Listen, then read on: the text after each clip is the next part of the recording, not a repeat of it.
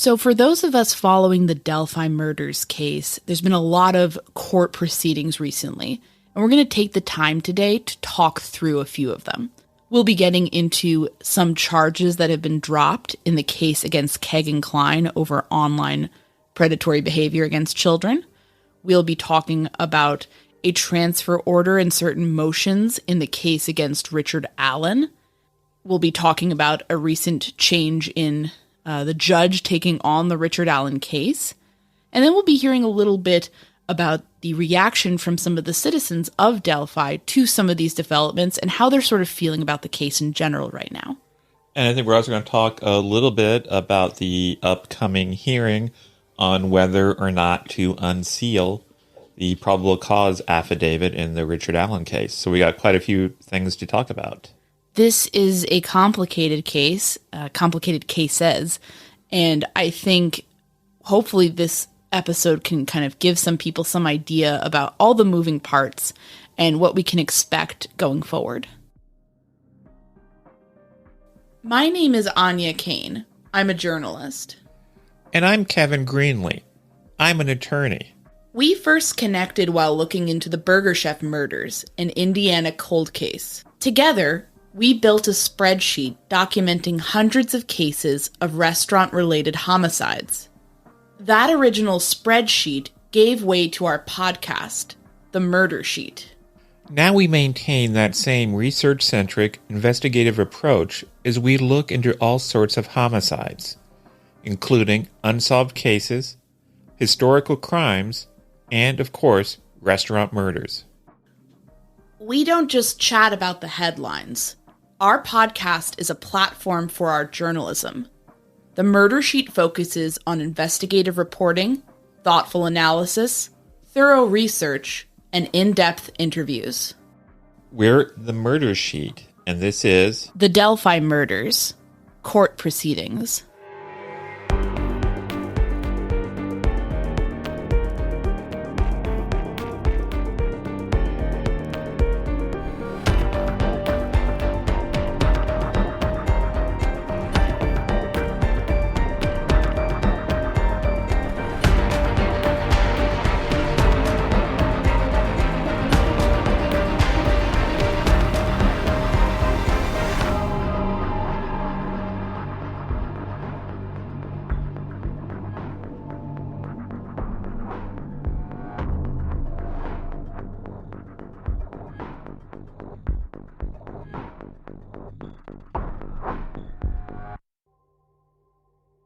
So we're recording this on the afternoon of Friday, November 4th. Yesterday got off to an interesting start because bright and early, there was some paperwork filed in Kegan Kline's case. Do you want to talk about that a little bit? Yes, a number of charges, 5 in total, were dropped in the case of Kegan Kline, who has been accused of charges regarding child sexual abuse materials found on his devices. So those are the charges he's facing. He was originally facing 30 total charges, so that's quite a lot. This was dropped by 5 charges. So a lot of people found the timing of this interesting. Understandably. So Richard Allen was just arrested and charged with murder for his role in the Delphi case. And then suddenly, Kegan Kline has some charges dropped. And so people have speculated maybe there was a deal. And I think it's important to remember, just because 2 events happen in a similar time frame does not necessarily mean that those 2 events are connected. In this case, we are fairly certain that the dropped charges have absolutely nothing to do with Richard Allen's case. This is not part of a plea deal. This is not part of some sort of strategy. This is something that was likely going to happen all along because of the nature of cases like the case against Kegan Kline. Didn't we, on an episode over the summer, actually predict that some of the charges would be dropped? Yes, and there's a very key reason why that could happen in a child sexual abuse materials case. What is that reason? What we've heard from experts is that basically when you have unidentified victims on some of these horrible materials and they cannot be identified, then sometimes investigators cannot determine their exact age. And if there's any uncertainty after talking with an expert or physician about whether or not the person depicted in the footage or pictures is in fact under 18, then that cannot be used in the trial because prosecutors can't go forward with that because they can't determine if it's actually child sexual abuse materials, essentially. So basically, once they talk to the experts and kind of look at all of the evidence and if they're bringing charges around certain materials that they can't back up in court, they have to drop those. Because by keeping marginal charges, even if they're relatively certain that the person depicted in the materials is likely underage, if they can't prove that and they can't have an expert saying, we believe that this person is underage, then they can't go forward because that could really tarnish the whole case. So we believe that that is likely what happened here because that's how these cases tend to go. And it probably happened at about this time because you remember that it wasn't too long ago that Kegan Kline had his last pretrial hearing, and they said it's full speed ahead for a trial. So that means they're getting everything ready for the trial. They're taking another look at the charges. They're figuring out which ones they can go forward with and which ones they can't. So this has everything to do with the process of getting ready for the trial. It doesn't have anything to do in our judgment and based on our reporting with any of the actions in the Richard Allen case. And we certainly understand the impulse to connect these two things because certainly Indiana State Police publicly released the Anthony Schatz account back in December 2021, noting that they had uncovered it through the investigation into the Delphi murders. So it's been sort of publicly linked ever since. But I think it's important not to necessarily assume things regarding some of these court proceedings because there can be, I mean, I say this as a layperson, I'm just a journalist. There's going to be, in certain cases, court maneuvering and things that are going on behind the scenes that have nothing to do with anything other than ensuring that the case itself is strong. And so that's the case here. So next, why don't we talk about the case against Richard M. Allen, who of course has been charged with 2 counts of murder in the murders of Abigail Williams and Liberty German in Delphi. And this case has kind of had a flurry of court proceedings recently as well. So why don't we talk about that? Let's talk about that. Things started off with what is clearly kind of a routine thing in a case like this. Tobe Lesenby, who is the sheriff of Carroll County, filed a request with the court. He said basically, hey, this is a high-profile case. There's all sorts of security concerns. It's probably not safe for us to have Richard Allen in our jail here. Probably not even safe to have him in the cell over at White County where he's been staying. Let's see if we can transfer him to a state facility that's more secure. That's pretty routine. Yeah. I have the motion that Sheriff Lesenby filed in front of me. I guess actually is called a request by the Sheriff of Carroll County to transfer inmate. It's all very straight and above board. But what starts to get a little bit more interesting is when we see how the court responded to that. And Áine is actually going to read from that now.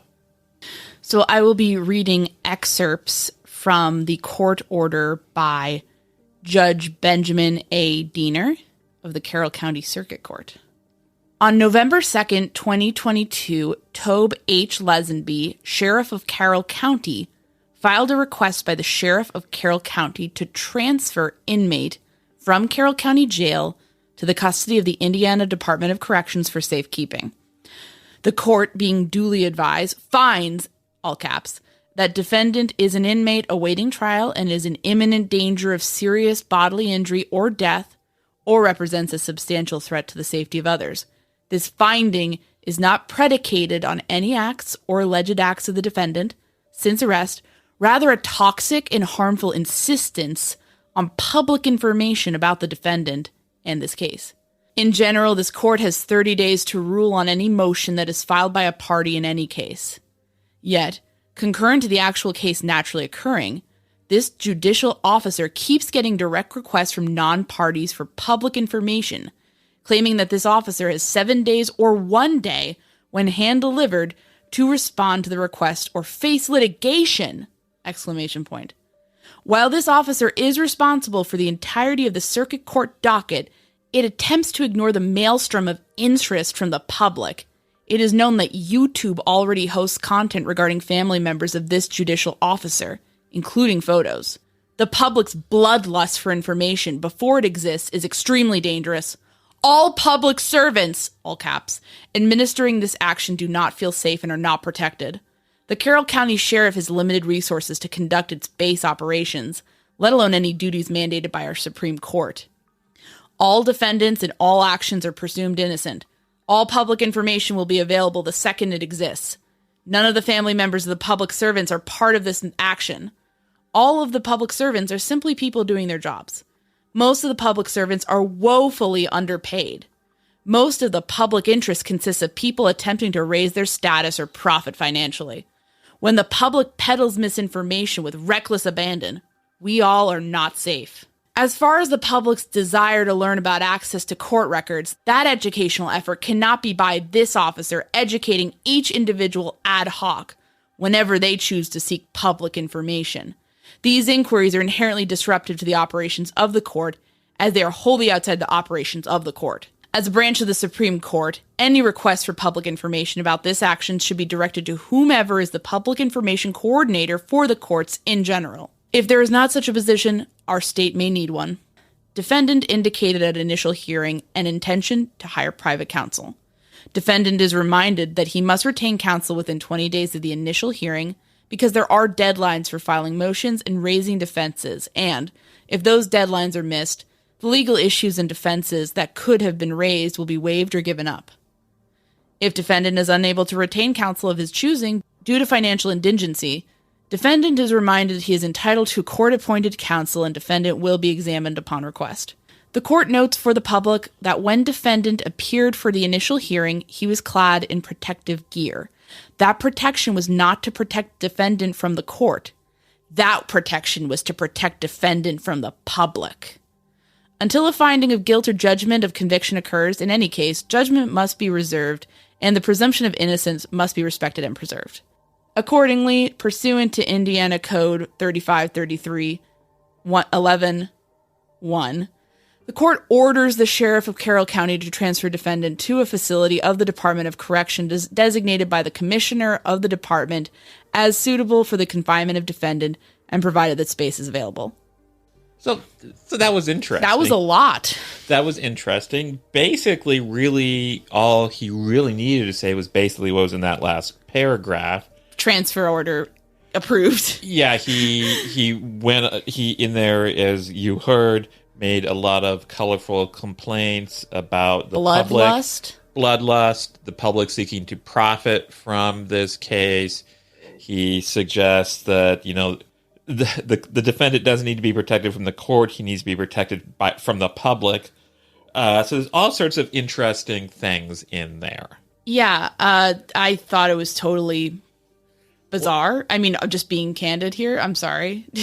I got sent a screenshot of something that someone wrote on some Facebook group that's devoted to this case, and I'm going to paraphrase it badly, but this person said, I don't think the defendant needs to be on suicide watch. I think the judge needs to be on suicide watch.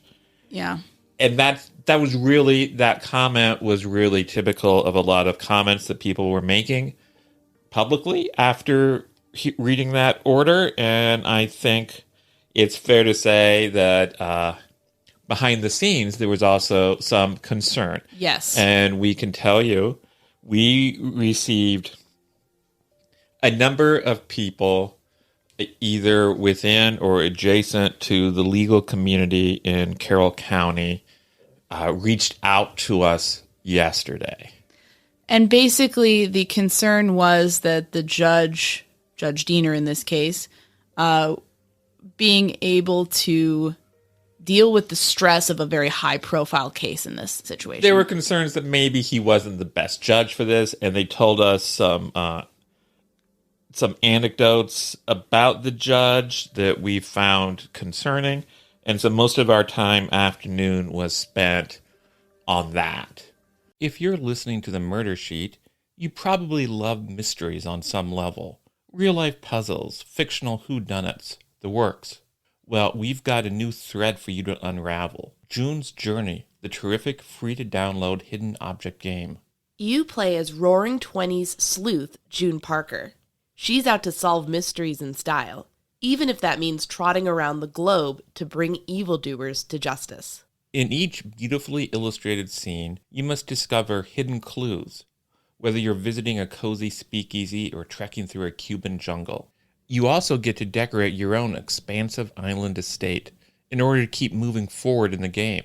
To put it in 1920s parlance, this game is the bee's knees. I'm already on Chapter 6, Level 4. I cannot put this game down. Whenever I get a free moment, I knock out a few rounds. It makes me feel like the protagonist of an old-time mystery novel. I'm putting together torn-up photos, unlocking old memories, and chasing after rum runners. Find your first clue by downloading June's Journey today.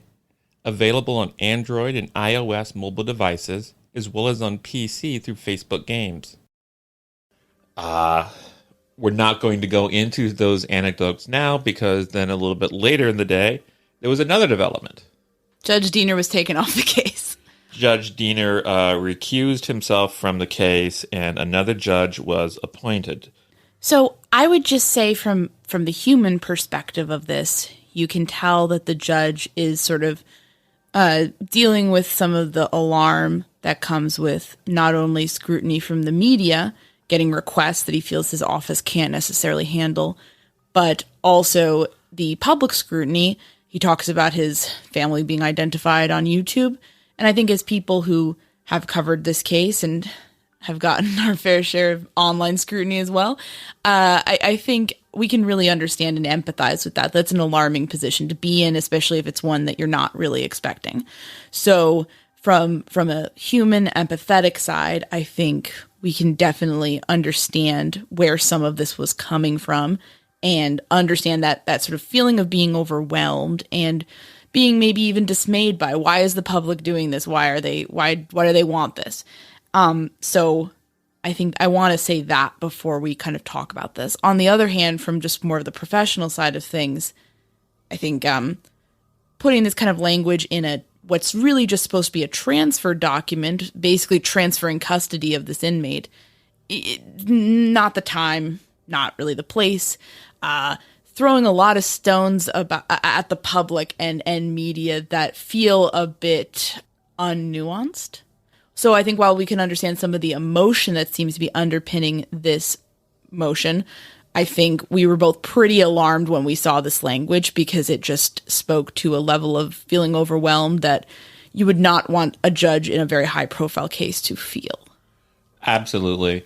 And I think he did the correct thing to recuse himself from this case. Yeah, I say that was correct, and that took humility. So people who are overwhelmed and feeling overwhelmed, if they can't do something important, stepping down, that's exactly what you should do. Exactly. The judge that was appointed to the case was Frances Gull. Mm-hmm. Of Allen County. Of Allen County. She has been on the bench, I think, for close to 25 years. She has a lot of experience. She also has experience handling high-profile cases. Namely, there was a murder case in Indianapolis a number of years ago, known as sort of the Richmond Hill explosion, where basically insurance fraud gone wrong resulted in a number of deaths in the Richmond Hill neighborhood on the south side of Indy. And it was actually a felony murder case because even if the intent had not been to kill other people in the neighborhood, by doing something so dangerous and reckless as setting up a house to explode, the perpetrators were essentially guilty of murder nonetheless, because they should have realized that an explosion is so inherently dangerous that if you do something slightly wrong, you could get people killed. And they were obviously fine with that if they were willing to set it off, anyways. Áine did not live in Indianapolis or in Indiana at the time of this trial, but I did. And I can tell you it was a very high-profile case within the state. It got a lot of attention, a lot of media attention, and the judge handled it quite well. So we're very confident that this judge is going to do a fine job on this case. This is a judge who has the necessary experience to take on something as high profile as Delphi. So I think given the nature of Judge Diener's order and given the nature of some of the emails that he sent to media sources, I think we're feeling a lot more confident now that someone else is coming. Although I will say I give credit to anybody who says, I can't handle this, I need to step down. So, that's good. That's the system working as it should. And so that means another judge is going to be handling the hearing that's coming up, I believe, on November 22nd. And this is the hearing that, as we all know, the probable cause affidavit detailing the case against Richard Allen, explaining why the police believe he is guilty of these murders. That document has been sealed, and there's going to be a hearing held on November 22nd to determine whether or not it will be unsealed. So one thing that we've noticed in the sort of narrative about the case that sort of spreads online and, through media and through people talking is that there seems to be a perception amongst people that it's going to be all or nothing. It's either going to be the affidavit remains completely sealed and inaccessible to the public, or it will be released in full and everyone will know everything. And we think that it's probably unlikely that either, I think it would be slightly more likely that they would just keep it under seal. But I think it's very unlikely that the document is at risk to be released in full. I think that would be highly unlikely.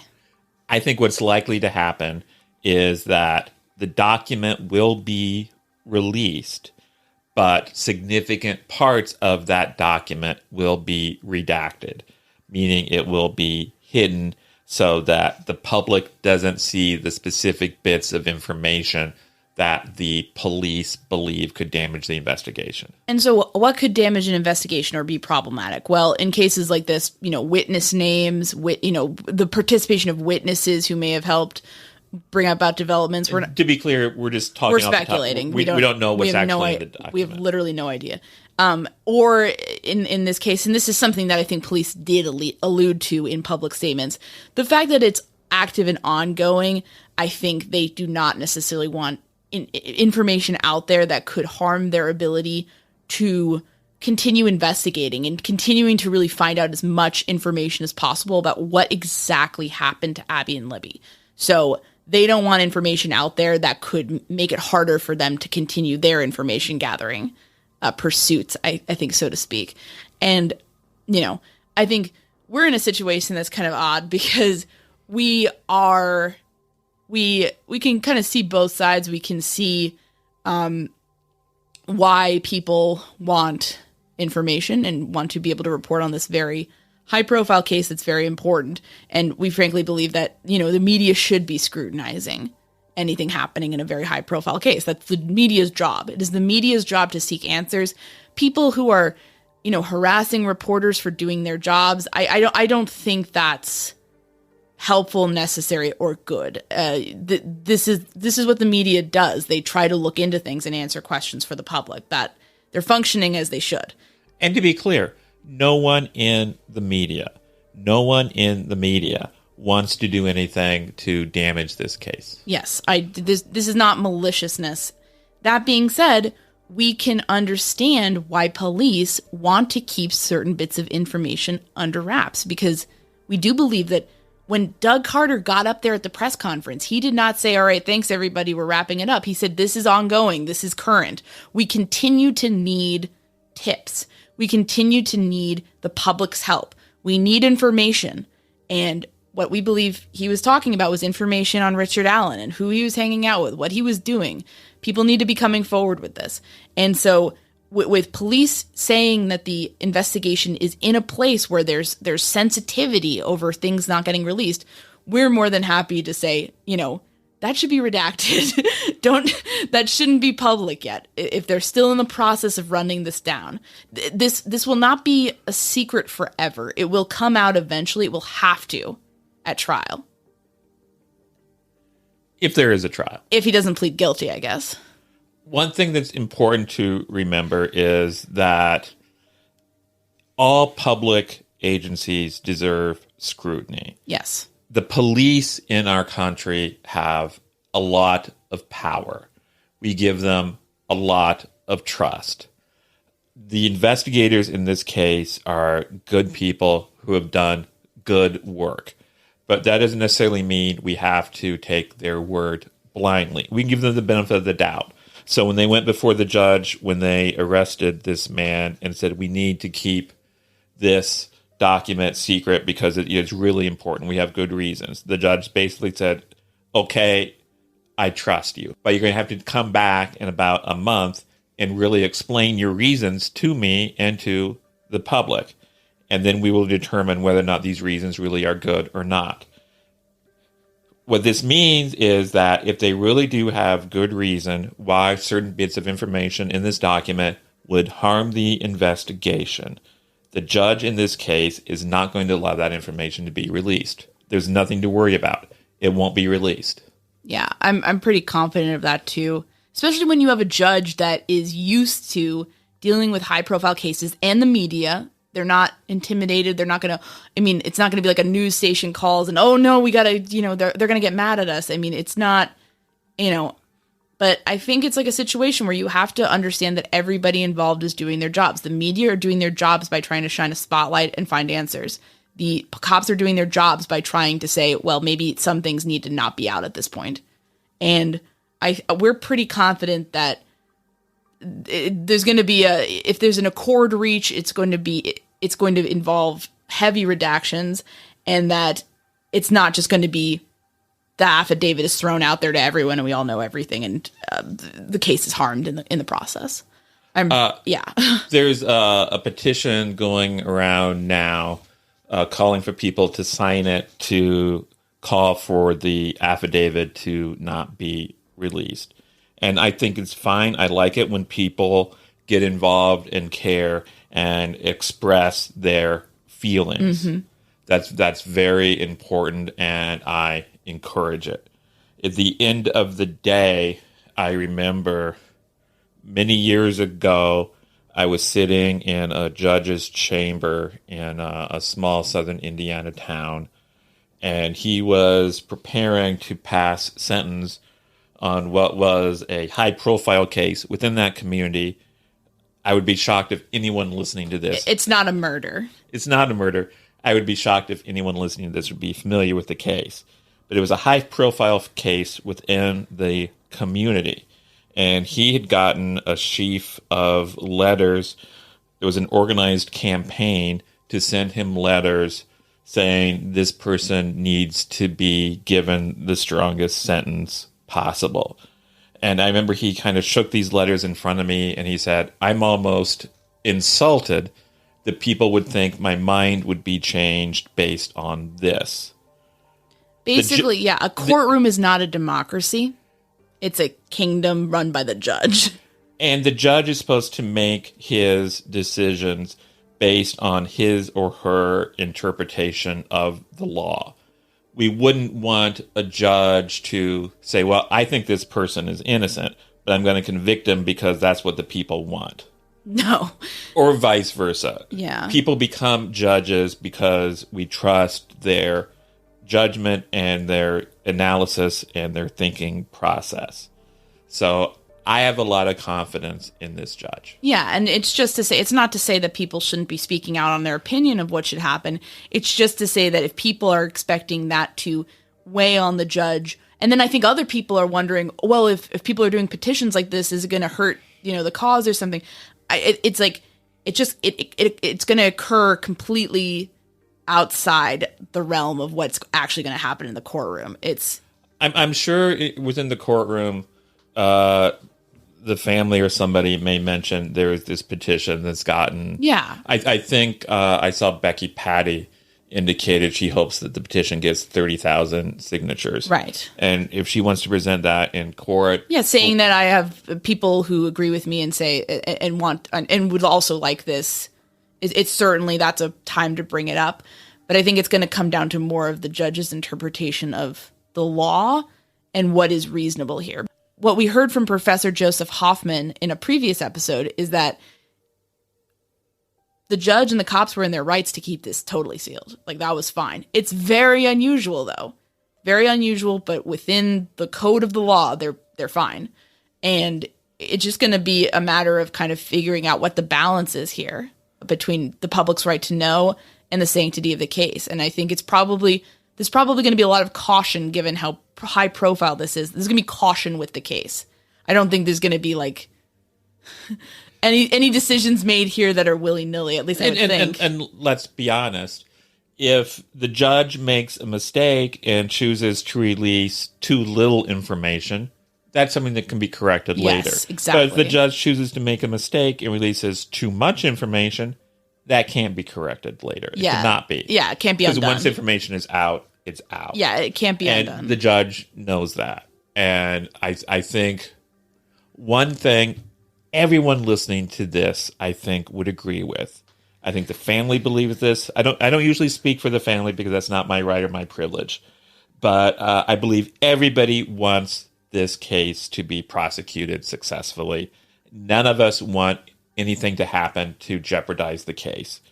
Not reporters, not the judge, not the police. And so if any information is released as a result of this hearing, I am confident it would not be anything that would damage the case. Yes, I completely agree with that. And I think it's a matter of just kind of finding whatever balance there is. And I think that's why we're taking kind of the position of like, we think that they should hold back information that they think would harm the investigation. That's fine. Like that's why you hold back information. You don't, we've been critical in the past, as you know, if you listen to the show, we've been critical in the past about withholding information to the public that we feel could be helpful. But we've always said that in some cases you have to. And this sounds to us like a situation where they would have to hold certain things back, and we would encourage that. But we also don't think people should be vilifying the media. Reporters are not the enemy here. And also, reporters are certainly not, there's this kind of, I think, interesting wrinkle here where people are sort of wondering, like, well, does reporting on the case, is that in and of itself, or talking about the case, is that a problem at this point? And I think Doug Carter probably answered that best in the press conference recently. And we can read, Kevin will read from the transcript, I think. The superintendent said, "I am proud to report to you that today, actually last Friday, was the day. And an arrest had been made thanks to literally hundreds of media outlets that have been steadfast in reporting and keeping the memories of Abby and Libby front and center." And then he continues, "Please continue offering tips that you would like to share. The many avenues to report will remain open and will be available to all. Please continue doing that." Okay, so yeah, I mean, he's pretty emphatic that things are not over. And one way that we believe that the public can continue to help police in this case is by calling in tips on Richard Allen and sharing what you know about him. Now is not the time to wonder, well, maybe what I have is irrelevant. Go forward with that if you have something on Richard Allen. And what the media can do is to continue to keep the memories of Abby and Libby front and center. This is not a time to stop talking about the case. It's a time to keep the conversation going and to keep it focused. Right now, what the state police want and need is more information about Richard Allen. And somewhere out there are people who have tips and information that needs to be shared with the state police. Well said, Kevin. And I would say, in addition to that, what we need right now is not silence, but it is thoughtfulness. Because I will say, There has been so much speculation about this case over the years, which is, I don't think ill-intentioned. I think people want to help and they want to solve and they want to talk about it and work things out.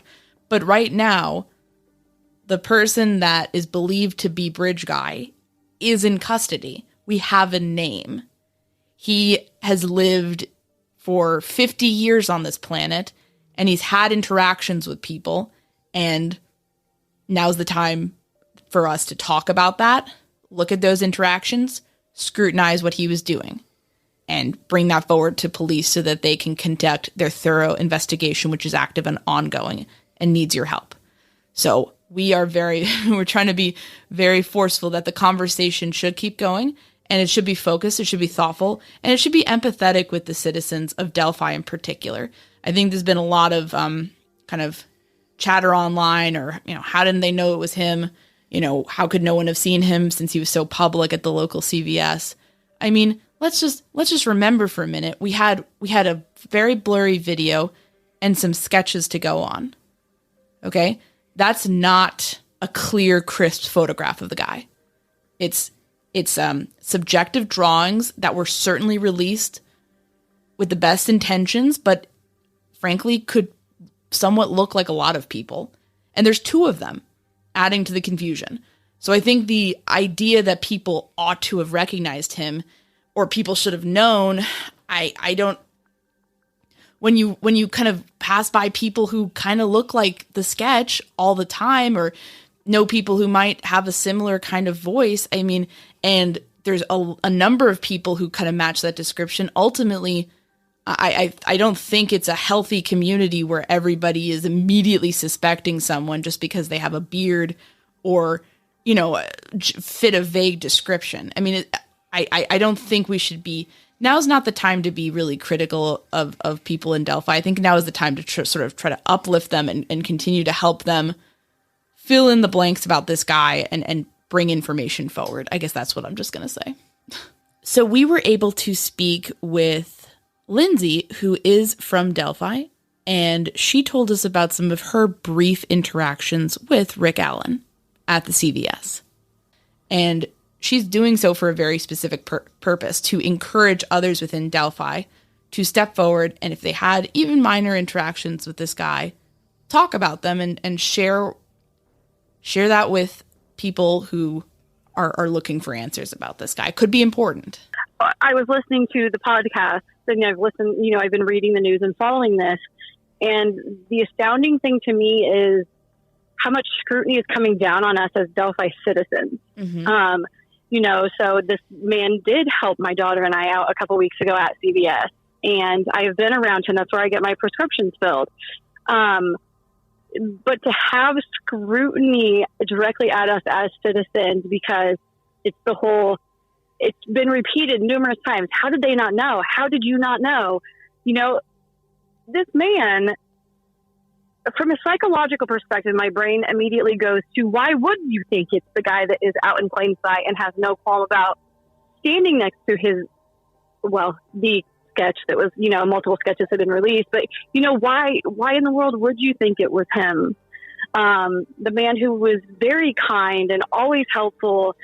He was always just like an aisle away. He was paying attention to people who needed help, and he was always pleasant. And there was no creep factor from him whatsoever. So I think on top of the scrutiny, and I think from the nation, but then also the feeling of, why did I not know? I should have known. We as a community should have known, because he was in the public view, in the public eye. So I think there's a lot of reasons why people are kind of hesitant to come forward. But I also think that it's very important for people who had a relationship or had interactions with him to come forward, because he did come across so kind, because he did come across so helpful. Police and law enforcement need the full picture of this man. And so it's difficult. It's heavy. Like I said, that's the only way I know how to describe it, is heavy. I hope that people do come forward and give any kind of information they have, because you're not at fault, and you're not assumed to have any kind of part in favoritism toward Rick Allen if you had a positive interaction with him. Like, that's ridiculous. Yes. It may have, and you might have something that could be important, like if he ever discussed, like, you know, his hobbies or people he was hanging out with, just in a casual, friendly way, like people so often do. Now that we know that he is believed to be the killer, you know, or at least involved in this crime, we need to be coming forward with that to law enforcement to help them, you know, secure justice for Abby and Libby. Yeah. Gosh. Yep. I just hope that as a community, nobody's taking to heart the scrutiny that is coming along with us should have known and you should have known and seen it. And it's that outside effect, I think, that has it's a blessing and a curse both. So I have a question. Do you think that since the murders, some of the online scrutiny that's come down on Delphi and Carroll County has been something that, you know, people are like increasingly feeling in the community right now? I guess, like, what are your thoughts on that? Absolutely. Yes. I think there's the guilt effect of not knowing. And it's really eerie listening to Doug Carter's, I think it was when the second sketch came out, and he was saying, like, how is your family going to feel when they find out what you've done? And, you know, we believe you're, you know, living and operating in plain sight. And it was very eerie, you know, coming to know what we know now. And then that speech a couple of years ago. So yeah, I think that maybe there are some people that are beating themselves up for not knowing. And as far as like his family and his wife or what, I'm not even going to go there because who knows? But as far as like those that maybe worked with him or did know him on a personal level, and even those like myself who interacted occasionally with him at the pharmacy, yeah, I think it's doing damage. I think it's preventing people from coming forward and saying things, maybe. Yeah. And this is the time that, you know, silence is not going to be a great outcome for the case. It's if people have that information, they have to, I mean, law enforcement is asking for it directly. It's not just us speculating that they want it. We know they want it because they told us all that at the press conference. Sure. And we really appreciate you kind of stepping forward and kind of doing that. Just maybe it will inspire others. It's not Delphi's fault. It's not Carroll County's fault that people didn't identify this man from a very vague sketch that resembles a lot of people. Right. And it's also right now we should not be trying to tear Delphi down or tear Carroll County down. This is a time where this community, we're feeling enough. I can promise you that. Yes. This is a time where we can uplift this community and you know, keep you guys in our thoughts and be encouraging instead of accusatory, because I think that's just that needs to be, there needs to be some level of understanding here that this could happen in any community and people need support right now. Yeah. And I think because it is such a rare case and it's so crazy. That's another reason I ask for, you know, people to step back and think to themselves that they've never had to do this in the community, and, you know, especially, God forbid, you know, the families and what they're going through. But just having this guy right in front of us the entire time is not something that's swallowed easily. So outsiders and stuff just need to think they're lucky stars that they've never had that thrown back at them, I guess.